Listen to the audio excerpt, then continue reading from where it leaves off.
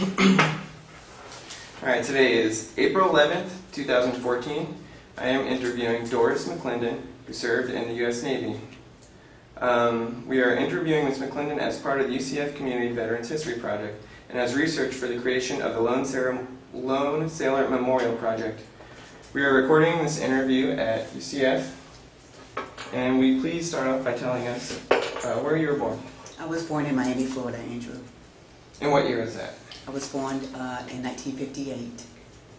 And what did your parents do for a living? My dad was a laborer, and my mom didn't work.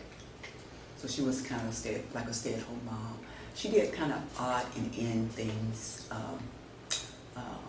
clean houses or laundry. It was kind of like a, I guess you would say like a cleaning lady type of thing.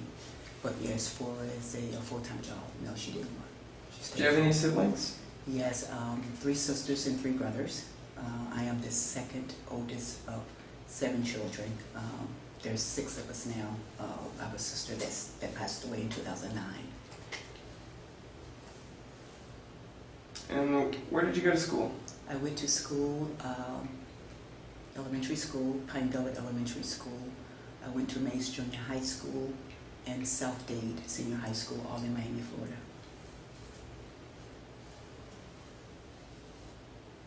And did you do anything in between school and joining the Navy?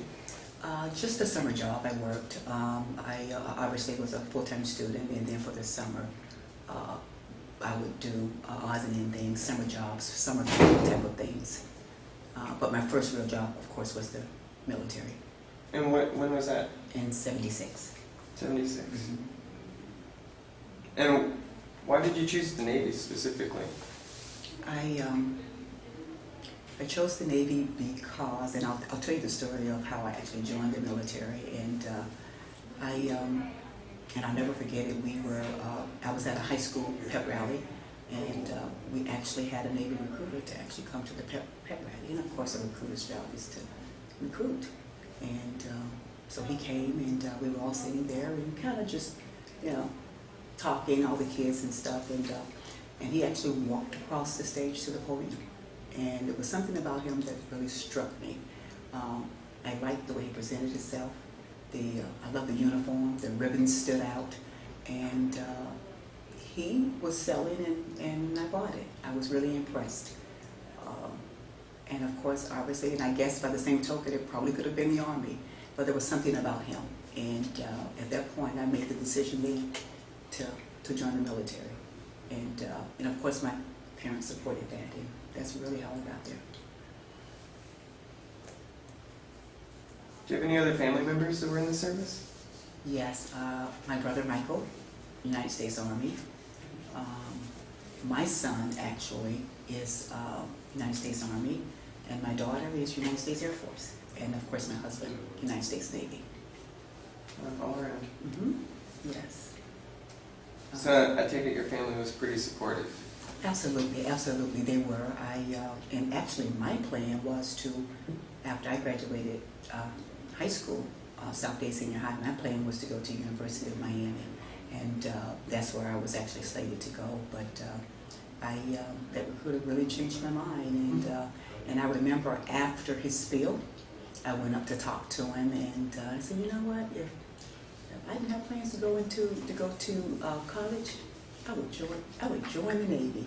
And he says, well, and he says, you can have the best of both worlds. You can still be in the military and still get your college degree. And I was like, wow, the best of both worlds. And he said, how would you like to go to college in Hawaii, or wherever the military may send you? And I tell you what, it really came full circle. My very first assignment after basic training was Pearl Harbor, Hawaii. And so I know everything just fell into place. It was meant to be, and best decision I ever made. So, and of course, although I went and I was still able to go to school, I worked. And then, of course, when military didn't call, when I didn't have duties or assignments there, I would go to school at night. So I did have the best of both worlds. And where did you attend basic training? Basic training was right here at Recruit Training Command, Orlando, Florida. And what were you trained to do for your career in the Navy? I made it known in the beginning because I always was fascinated with law. I grew up watching Perry Mason. So I grew up there, and in shows like Law and Order and JAG, all that stuff really fascinated me. So my plan was to go to college, get a college degree, and go to law school. So that was my plan, but since my plans changed, I went in the military. Of course, I went in without a college degree, so I started as an E1. But I made it known, my very first assignment, I made it known that that's what I wanted to do after basic training. And then what I did was when I enlisted with a guaranteed school. So I just made it known early on that that's what I wanted. And I was actually, after basic training, of course I went to administrative school because you have to start there. But from there, I went to my very first assignment, made it known that that's what I wanted. I wanted to be a paralegal, or in the military they're called legalmen. And I was sent to school there. And after school, that's the career I followed. And to this day, I'm still doing the same thing, although retired from the military. I'm at the courthouse now doing the exact same thing. So working on the second retirement, so to speak. Yeah. Did you have any experiences here in Orlando before you came for training? No. Did I have any experiences in Orlando before I came? No. But you know what? Growing up in my household, obviously, chores was not unique to me. Getting up in the morning and making my bed, that was a requirement in my household.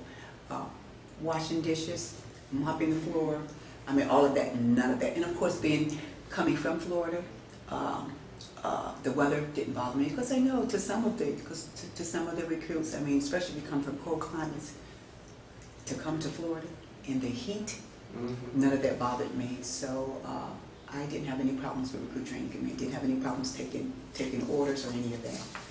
And that was instilled just as a child. I mean, my parents, back in the, my parents, they were parents. And we were just taught early on, do what you're told, be respectful. You don't work, you don't eat. Obviously, those types of things, again, like I said, chores were not foreign to me. So in the military, first thing you did, you get up and you get that bunk made up. And those corners better be tight. Obviously, they had to teach me how to make the corners tight. But making up my bed, I was used to doing that. I mean, to this day, I don't get up out the bed. First thing I do, I make it up. It's just instilled in me. So, yeah. Wonderful experience the military was. Tell me about your first impression arriving for training. My first impression, of course, it was very scary. It was very scary because here I am now. I'm not under my parents' roof. I'm under Uncle Sam's roof. And I get off the bus and, oh my gosh, company commanders, they were just that, company commanders. And so it was a scary situation because I arrived here, it was late in the evening. And I guess just the fear of the unknown. Oh no, I was scared.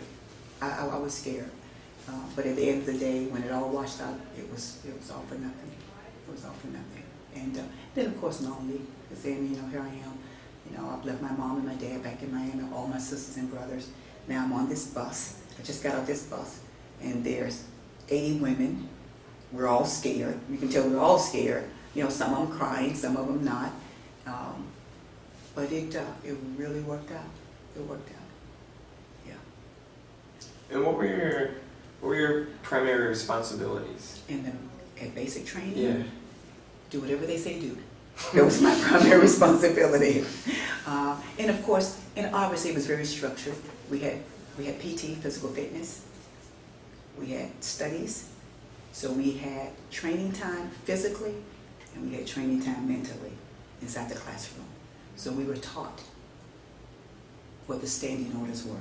We were taught the chain of command structure. So we were taught all of that on, and that's the purpose of it, to prepare you for the fleet, to prepare you to walk outside that gate, and defend, and be prepared to defend your country. But all along, obviously, it's a learning process. You don't learn everything in basic training. You don't learn everything. And because basic training was 6.5 weeks, I think, 6.5 to 8 weeks, there's no way you're going to learn all about any military in 6 to 8 weeks, but it was all a learning process. It's just like with your job. You're not going to start a job and in 6 weeks know everything that there is to know. I guess some people may do that, but that was not. I mean, I didn't pick up that quick, but it was a learning process. And but you're equipped with the basics for sure. So, yeah. What was your impression of other recruits? And you know what, Angel, we at first, you know, I would look at them and my heart kind of went out to a lot of them, but we were all in the same boat. We were all scared. We were all didn't know what was going to happen. And of course, my recruiter prepared me. My recruiter didn't sit there and tell me that, okay, Dee, when you get off the bus, there'll be red carpet there, and they're going to walk you down the carpet. They're going to take you by the hand, and they're going to lead you to. So my recruiter didn't tell me that. I was prepared to be broken down individually and raised up with a team, with a unit. And so when I got off that bus, it was all about Dee. But when I left, I wasn't that way. It was about the person that bumped next to me, who will probably have to defend my back one day. So it was all about that. So I realized the purpose was to break you down individually, so it's not about self. Because a lot of soldiers and sailors are depending on you, you know, to know your job, and they're dependent on you, you know, as far as support goes. So I did take a look at a lot of the recruits, and we were all scared. We were all, but by the end of that basic training, who would have known? Who would have known? Yeah. And a lot of those, and we're best friends today, and a lot of those contacts, I still have in my address book, and we're very good friends to this day because we just kept in contact. So. Wow. Mm-hmm. So was there any kind of social life on base then? Yes, there was. Now, in basic training, there was no social life. You don't have time for anything, and so no social life in basic training because it was all about preparation, and you lived for mail call to get a letter from home. You lived for that, but no, it was no social life whatsoever. That didn't begin, and actually for me, there was no social life until actually as I got more acclimated and knowing my duties. Because every duty station was a different assignment. It was a different location, different people, different bosses, different staff. But eventually, as you get more comfortable, I started getting more comfortable as years progressed, of course. Mm-hmm. I mean, after basic training, my very first duty station as an E1, I mean, number one, and I'm looking at my boss who has all these stripes on his arm. I'm scared half to death. I'm scared half to death. So all of that was for nothing. All of that was for nothing. Met the best people, and the support that you get, it's just, I can't even begin to explain it.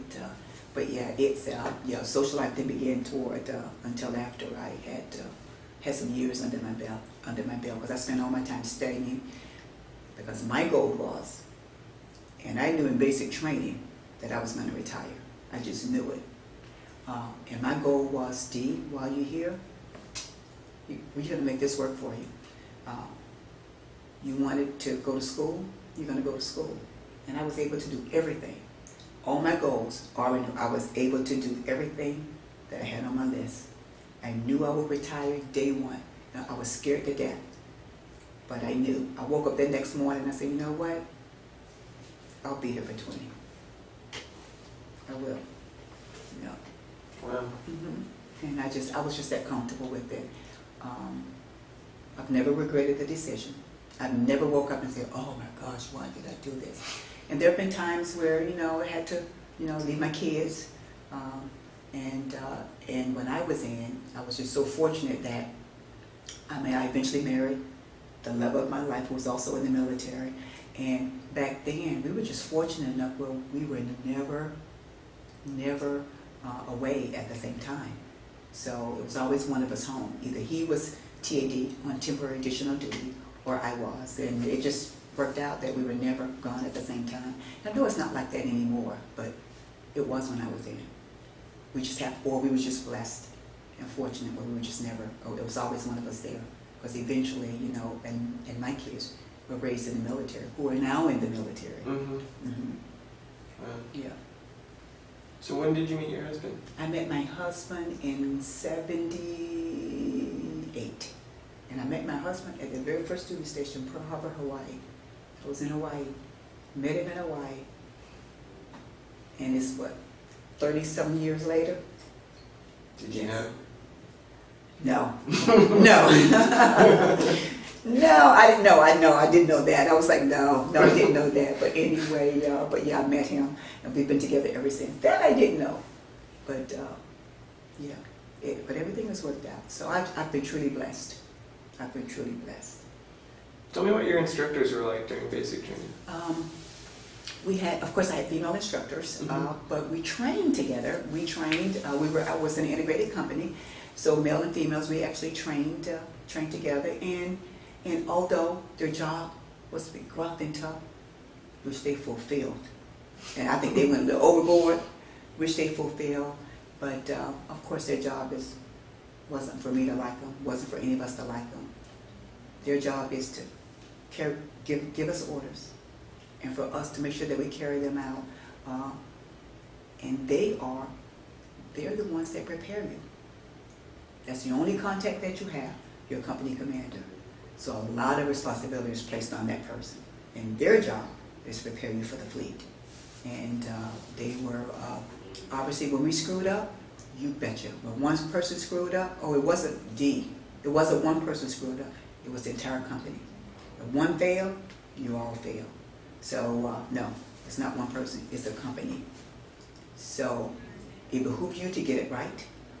Well, if you messed it up the first time, trust me, you won't make that same mistake again.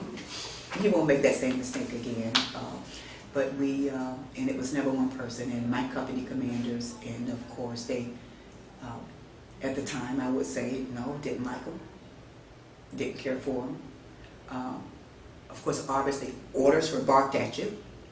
That didn't bother me, because I told you, my household, my parents didn't, as they would say, play the radio. But I realized early on what the big plan was. I realized early on what the goal was, what their job was. I never took any of it personally, because you could, oh my gosh, because again, and I say I think the purpose was to tear you down individually so you're not thinking about yourself, and build you back up as unit. There were 80 females in my company. 80, and can you imagine if we all just thought of ourselves? Oh my gosh, you can imagine how chaotic that would have been? And no, before it was over, I mean, I thought of my shipmates.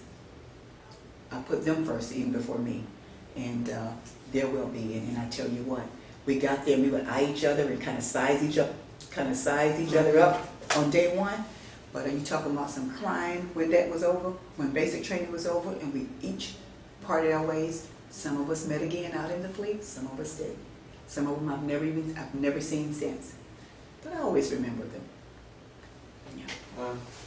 So what was a basic day like? A basic day was like, obviously we would have, it would be taps early in the morning. We would get up early in the morning, and when I say early, I'm talking 4 o'clock.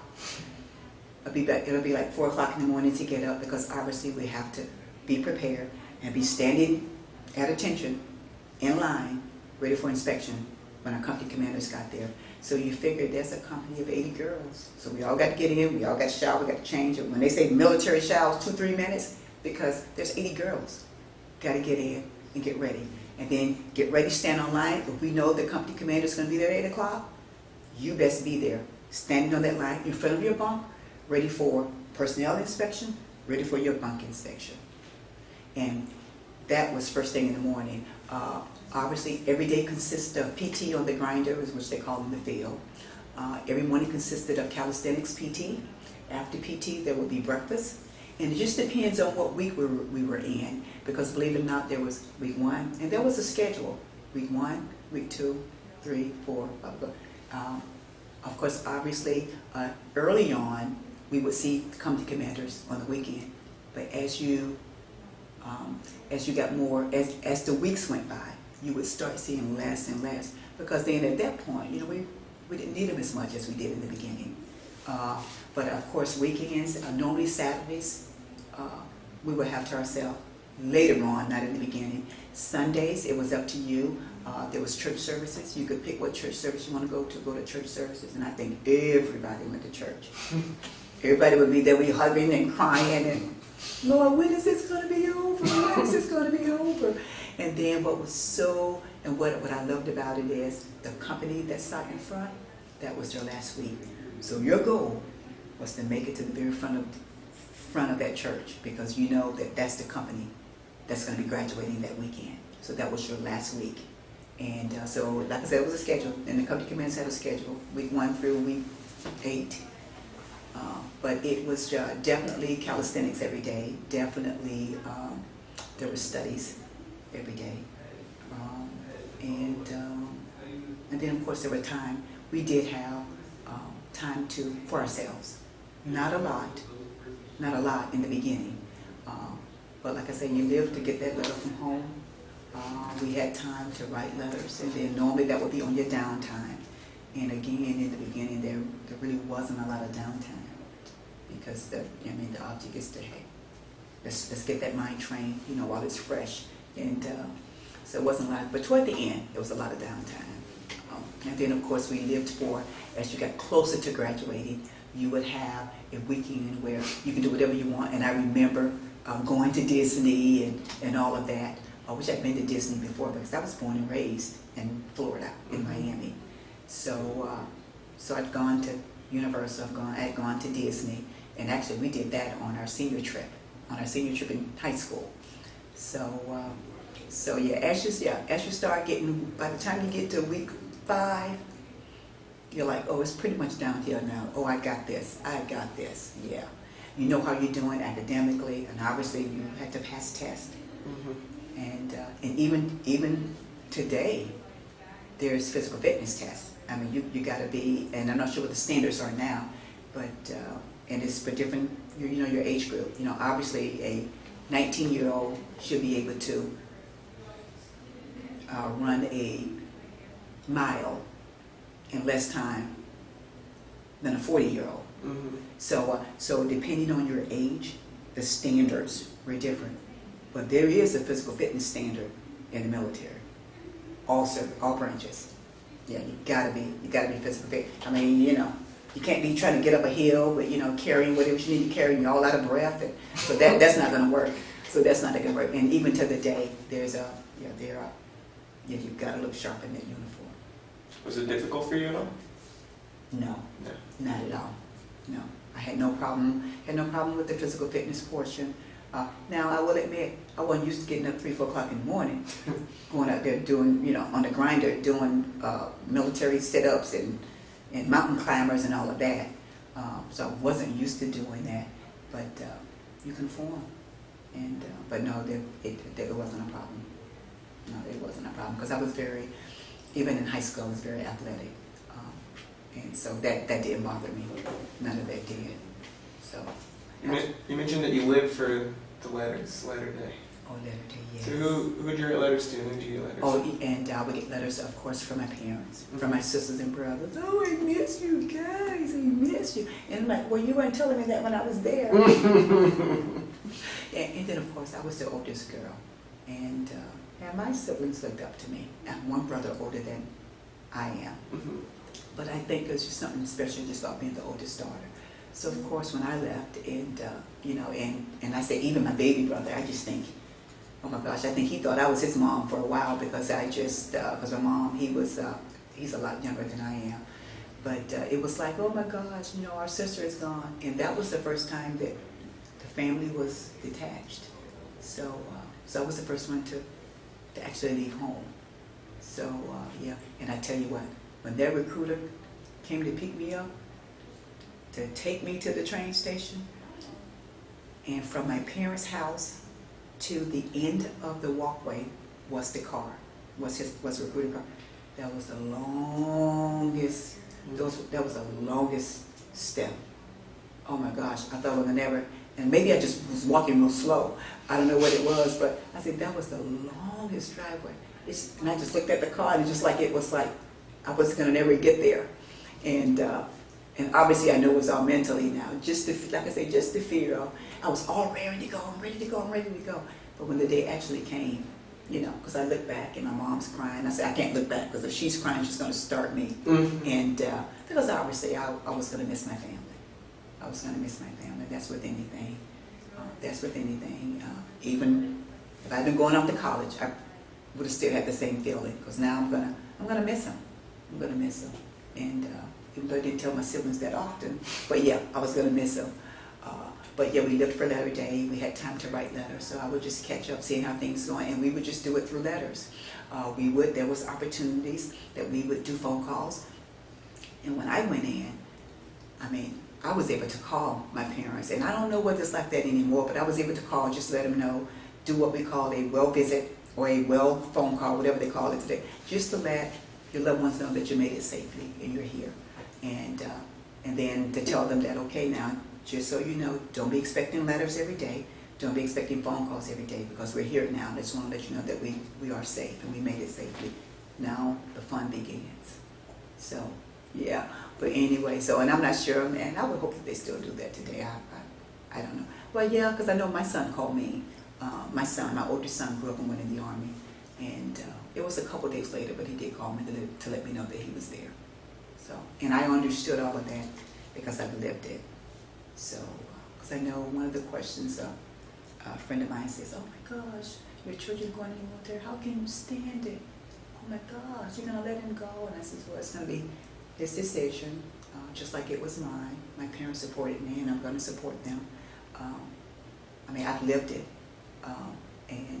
so I know. So when my daughter, who's stationed in San Antonio, Texas, United States Air Force, so when she calls and I talk, I can relate. And my son, who's in the Army station in Germany, I can relate. Me and my husband, we can relate because we lived it. So, and I supported their decision. And didn't realize they were going in the military, though. Being raised in the military, I thought that, oh my gosh, that's the last thing that they would do. But they went in, out of 3 children, 2 of them went in the military. Yeah. You mentioned the grinder earlier. Tell me about the grinder. Okay, you know what? The grinder is just it's just a fail. Imagine and all it is just, but that's what they call it in the military. The grinder is just it's similar to, just imagine a basketball court with no goals. All it is a slate of concrete. It's all mapped out because a lot of times you do different exercises on there. But the grinder is, you do your calisthenics on there. You do as you start getting closer to graduation, you do your formations on there. If you have to practice different formations, it's really big. And each company, you could have, oh my gosh, quite a few companies out there at the same time practicing formations. And the formations is, you got to be able to line up properly. You got to be able to, there's a flag bearer in the front with the flag, and you got to be able to position that right, carry that right. We got to be able to line up. And there was a whole bunch of different things that we used to do. And that's all that is. It's just a big field with no grass. All, I guess, concrete. That's what and in the military, they called it a grinder. So where that came from, I don't know where that name came from. I don't know. I'm sure there's a reason. So what did it feel like to finally graduate? Mixed feelings. Believe it or not, I cried. I really did. I cried, and because I knew I was going to be, there's going to be some relationships that I would probably, some of my friends I would probably never see again. I was definitely ecstatic, definitely happy that it was over, and then, oh my gosh, I did it. Oh, I did it. I did it. I did it. So, and then at the same time, I was sad. Because believe it or not, those company commanders who got on my last nerve, I was going to miss them. Because, I mean, that was it. That was your family. You'd be surprised how close you can bond. And so our company commanders, boy, we were going to miss them. And I think everybody cried, even our company commanders. Those 2 harsh, tough company commanders, you just saw a different side of them. You saw a different side of them. So yeah, it was happiness and sadness. But when they put those orders in your hand to that next assignment, and you're like, oh, I'm never going to see them again. We're never going to wake up together again. You know, we're never going to sit there and, because believe it or not, I had 80 sisters. And although that sounds, oh my gosh, 80 sisters, and how did I even deal with 3? Now I got 80. But, so it's like leaving 80 of my family members. So, yeah. Tell me about your first assignment. My very first assignment, after basic training, I went to school. And my very first assignment was Pearl Harbor, Hawaii. I think I told you that. That was my very first assignment. I was at, and I worked in a legal office. I was at Fleet Training Group in Pearl Harbor, Hawaii. So what I used to do is I had to take the little small boat, that's what they called it, similar to like a little dinghy, I guess, little small boat. And every morning, because I worked on an island, and the little boat would take me to Fort Island. And every morning I would pass the Arizona Memorial. And we would pass it every morning. And I would look down, it seemed like I would just see the bubbles down there, but you can still see down there. And so I took that little boat to work every morning. And I was there for 3 years, I think. What did you do? I worked in the administrative field, and they put me in a law office because I made it known in the beginning that that's what I wanted to do. Remember the female paramason part? Yeah, and so I made it known very well that's what I wanted to do. But being a legalman or a paralegal, you had to be an E5 in order to be able to convert to that rate. But one of the requirements before you can do that is you have to have an administrative background. So after basic training, I actually went to school in Meridian, Mississippi, Yeoman A School, YNA School, and from there I went to my very first assignment, Pearl Harbor, Hawaii, and I made it known then that that's what I wanted to be. And you know what? Every assignment that I had was always in a law office, always in a law office. I mean, you hear stories about, oh, you got to do your duty and work in the galley and peel potatoes and swab the decks, and I guess I was put in a position where I was always needed. The services were always needed. They're always short-handed. So I always, even as an E1, I was in a legal office, and so I never get a chance to enjoy that, the swabbing the decks and the peeling the potatoes in the galley and all of the other stuff you hear. So I never did any of that, and but it all worked out just the same. So always in a law office, every duty station, every assignment. So, where did you go from Hawaii? From Pearl Harbor, Hawaii, I went to, after Pearl Harbor, Hawaii, I'm trying to think here. I left Hawaii and I went to Jacksonville. I went to AIMD, Aircraft Intermediate Maintenance Department in Jacksonville, Florida.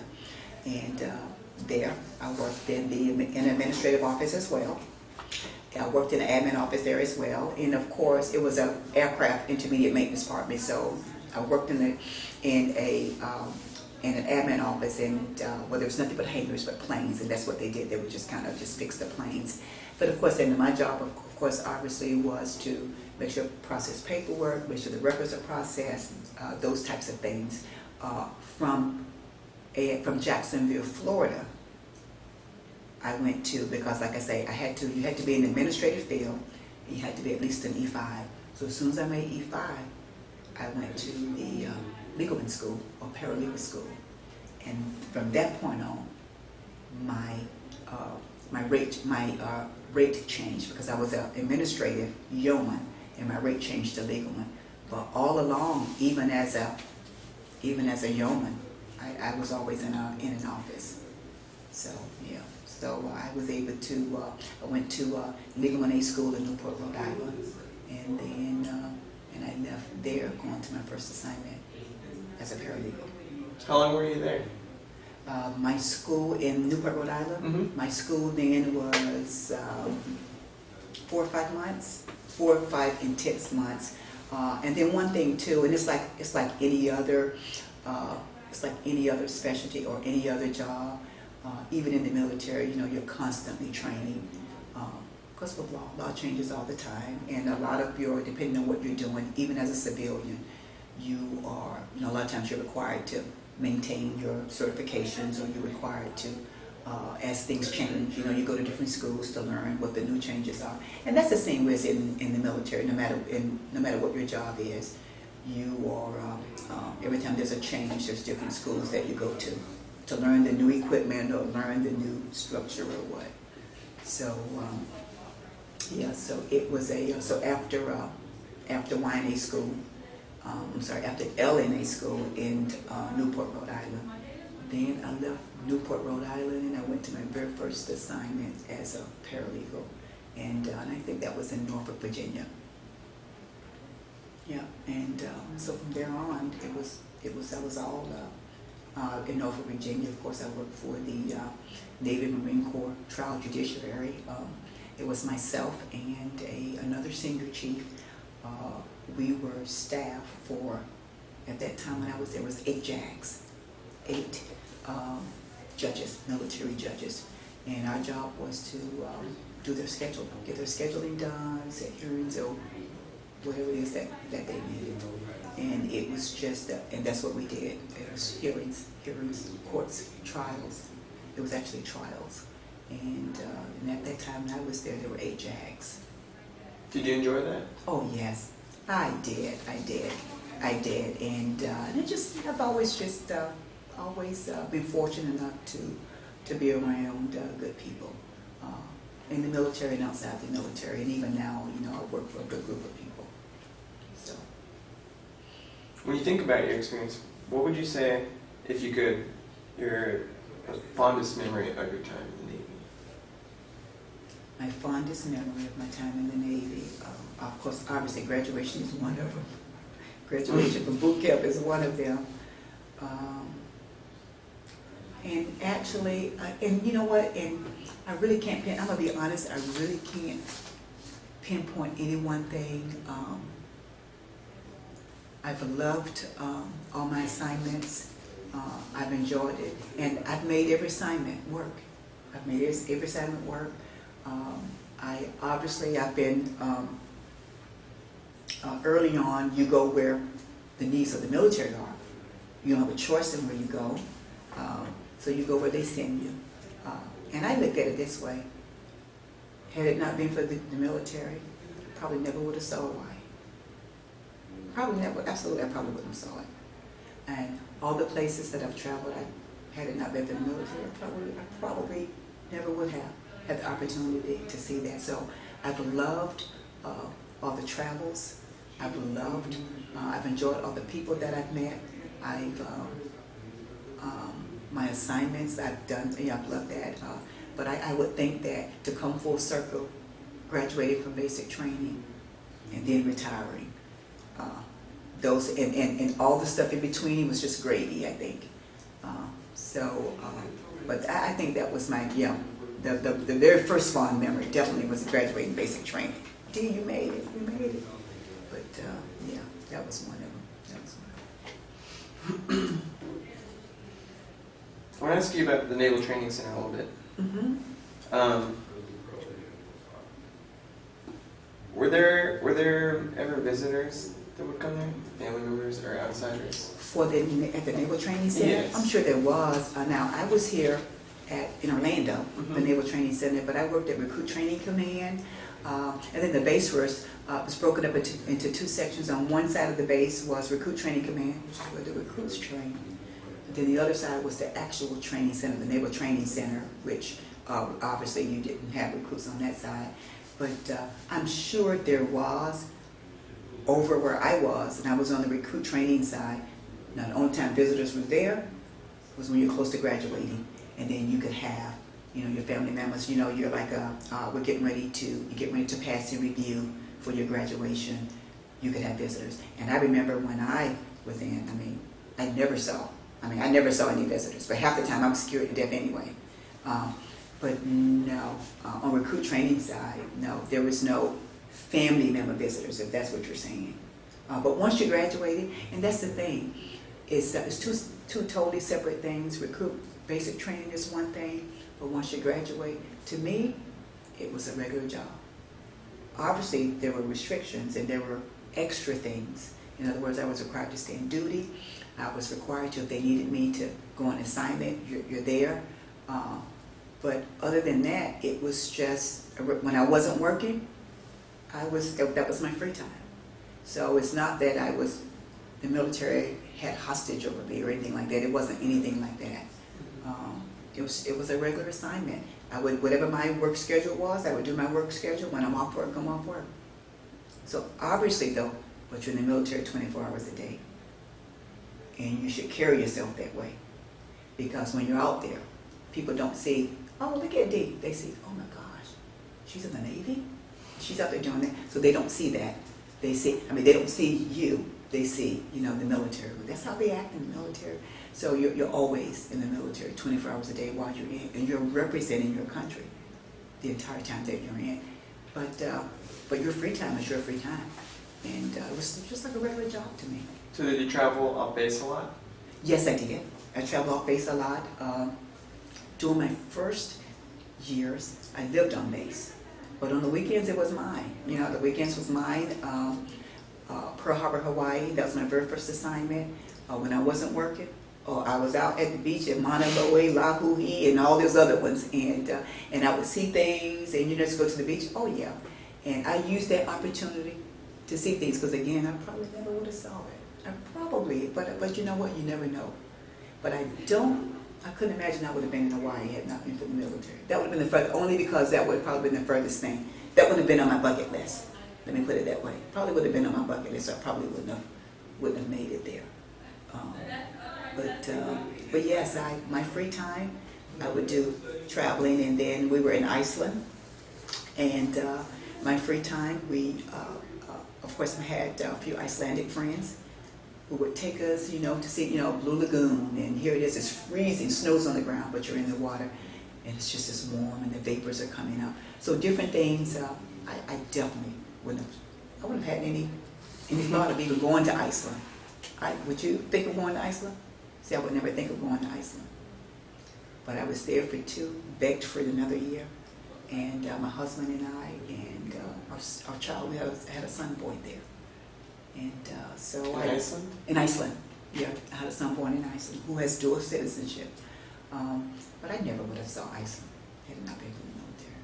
Never would have saw Germany had not been for the military. It wasn't on my list. Okay, Dee, you must go to Iceland, you must go to Germany. That would have never been on my list. I don't think. So. What was your favorite place that you traveled? I love Germany. I love Germany. And I think at the time I traveled there, I had a brother stationed there. So I was able to see some things. Oh my gosh, I was able to, he took us on tours. We were able to see the castles and all the old artifacts. So I loved Germany. And I think that was Germany and Iceland, I think, was my favorite. Germany and Iceland was my favorite. Even though I wouldn't say that when I first got to Iceland. Because I tell you, it gets so cold there, you can barely see your hand in front of your face. They have what they call whiteouts. It is so, the snow and everything's just, and the wind's blowing, you can't even see your hand in front of your face. That's just how cold it is. I got off the plane, and my sponsor was waiting there for me with this big parka. It looked like a Eskimo parka with the hood and all the fur. That thing must have weighed 10 pounds, but it definitely did the job. And but yeah, I enjoyed it. I enjoyed Iceland as well, and I enjoyed Germany. But you know what? For me, like I say, I just enjoyed. I made the best of every place I was at. We did a tour in Key West. I hated to go there, but somebody had to do it. And I hated to go there, but somebody had to do it. I did a tour in Key West. But you know what? When the military said, "This is where you're going," okay, the first thing I do, okay, Dee, what's unique about this place? That's what you want to see. You're going to be there, make it work for you. And so that's what I did, because I said, well, just in case I never get back again, I'm going to make sure I see this when I can. And so that's what I did. I just viewed it differently. I didn't view it like, oh gosh, I don't want to go there. Oh my gosh, I'm not going to know anybody. No, I didn't view it that way. And I said, you know what? I just viewed it as another opportunity that I probably wouldn't have had otherwise. So. Did other people have that same kind of mindset? No, and you know what? I don't think so. And you talk to people, and I just believe that you either like it or you don't. it's probably not appealing to a lot of people. You know, every 2-3 years you're picking up. You know, I mean, every 2-3 years you're just getting settled. Now you're picking up. And you're moving to another assignment, and then oh my gosh, now you're going to some place where perhaps you may not even speak the language. It could be a country, a foreign country in Italy or someplace, or it could be a place that they're sending you where your language is not the dominant language, or now if you have a family, oh my gosh, now I just got my kids settled, or now I'm just in school myself. Now it's time for me to transfer. I just believe that it's just you either like it or you don't. For some people it works, for some people it's not their cup of tea. Some people say, you know what, let me just try it, and at the end of that term, you know, I don't think that was for me, but I wanted to at least give it a shot. It just depends. And I think that's with anything, even in the civilian sector. I mean, you can walk into a job now, either you like it or you don't. You say, you know what, well, let me just stay here until something else better comes along. You either like it or you don't, or you make it work for you. You know what, I like it, and my job is to be there. So what I'm going to do is whatever I need to do. If I need more schooling, if I need community service, you know, what do I need? Because I'm going to walk in with where I want to be in that company. And you just start. And you work toward that early on. So, again, like I said, you'll talk to some people and they don't like it. They didn't like it. And I just think it's just different for everybody. You mentioned that your son was born in Iceland. Mm-hmm. How did the birth of your son change your time in the military? And you know what, it didn't.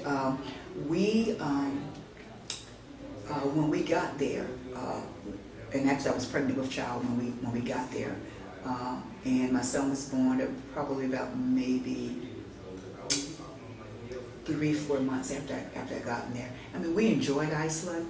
Our original tour was only for 2 years, and we enjoyed it. So we asked for a year's extension. I enjoyed Iceland in addition to seeing some of the other countries. You know, I liked the Naval Air Station Keflavik, Iceland, which is where we were stationed. At that time when I was in, I'm not sure about how it is now, but at the time when I was in, you all the military, you lived aboard what they called the agreed area. So everybody lived on base. You were not allowed to live off base. And of course, just the closeness and camaraderie between the sailors was very good because we were all there together. And then for me, we had an added benefit because my boss at the time, working at the Naval Legal Service Office Detachment, my boss at the time, his wife was Icelandic, so we got to do things go to places that we probably would have never thought to go because you just don't know the country. You just don't know the country.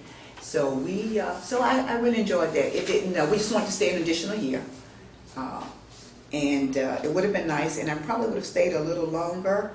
But I mean, career-wise, I think it was just time to move. I mean, I didn't want to stay dormant in one place too long. So. One thing that we ask everyone who's been to the Naval Training Center is, what do you think its lasting legacy in Central Florida is?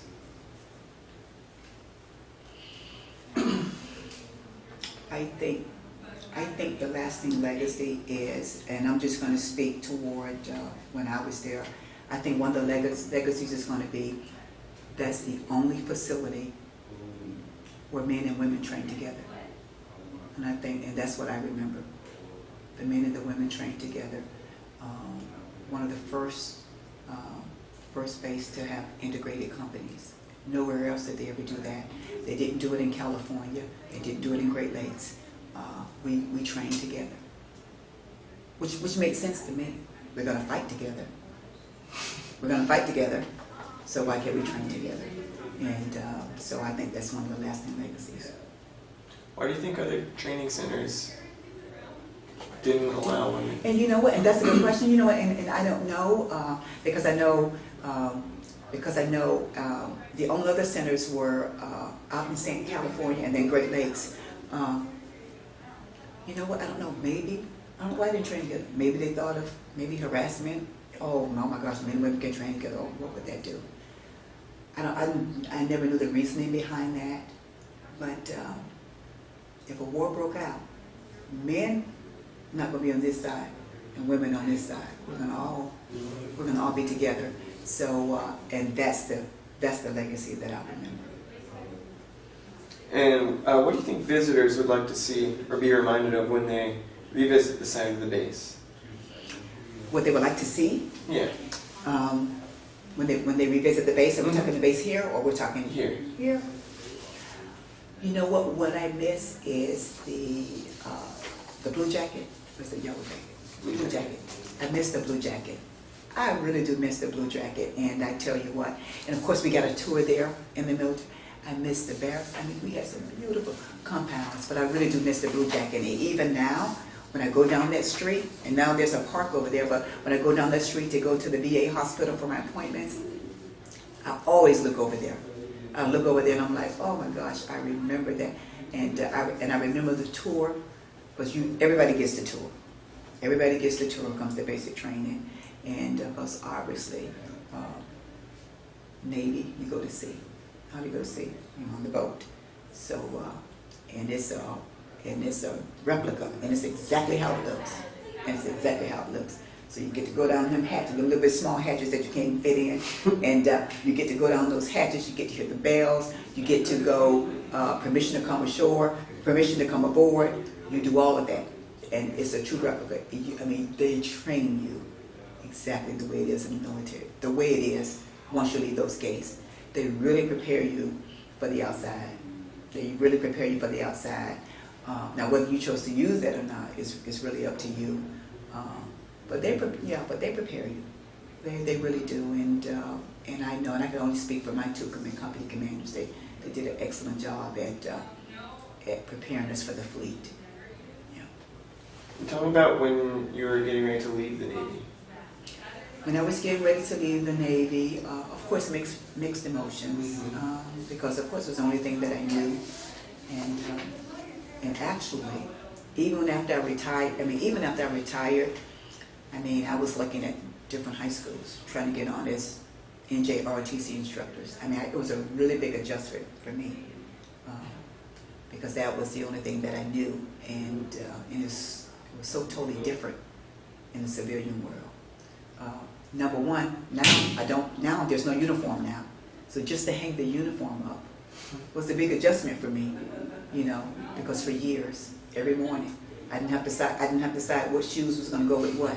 I knew it was going to be the black boondockers. Okay, you're going to either put on your whites or your blues. So just to not get up to put the uniform on was a big adjustment. And it was really an adjustment period for me. And I tried for years to get back on. Obviously, retiring, I couldn't come back in. And then, and even now, they call me too old now. But if they call me and says, Dee, we need you, I'd be just, let me get my sea bag ready, I'm ready. But they wouldn't do that now because I'm just too old now to go back in. But yeah, it was a big adjustment. Retirement was bittersweet. It really was bittersweet. Number one, oh Dee, what are you going to do? Now you get ready to put asunder, you're going to put to the side everything that you've known for all these years. Now you're going to embark on something different. I mean, just the thought of, oh my gosh, now I got to go on an interview. How do you interview? What do you wear to an interview? What do you wear to an interview? So just the thought of having to look for a job. I mean, that was kind of scary. Mm-hmm. That was kind of scary. And but once you get through all of that, it all worked out. Walked into a job that's been there ever since. So, but yeah, it was bittersweet. Bitter because it kind of left a bitter taste in my mouth because I was walking away to everything that I knew, and then sweet because now, Dee, you get a chance to live the rest of your life. You dedicated the first portion to the military. Now you get a chance to live the rest of your life. whatever that entailed. But I knew I said, well, I'm going to work in somebody's legal office. Because that's all I know how to do. And that's what I enjoy. Mm-hmm. So, hey, why change what works for you? They broke. Absolutely. I know, absolutely. But other than that, yeah, it was just bittersweet. And to this day, do I miss it? Yeah, I still do. And I've been retired for a while, and I still miss it. What's the most valuable thing the Navy taught you?